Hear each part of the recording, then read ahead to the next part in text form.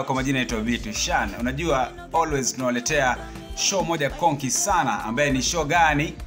The Gossip Show ambaye pale unampata Bitu Shan tukiwa tumeshirikiana na Unika pale ndani ya nyumba. Na leo tumekuja kuambia kwamba kuna mengi ambayo yana happen tu hapa kule. Au si?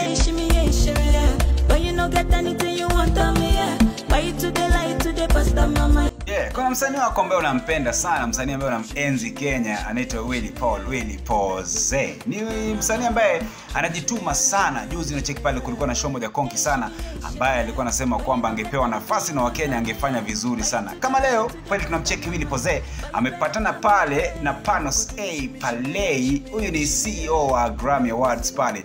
Na tunatumai kwamba kuna mengi yanaenda ku happen ambaye ni mzuri sana, ambaye anaenda kuinua industry yetu ya Kenya. Tunamwambia sana Willy Pose aweze kusonga sana na afanye vizuri zaidi, au sio?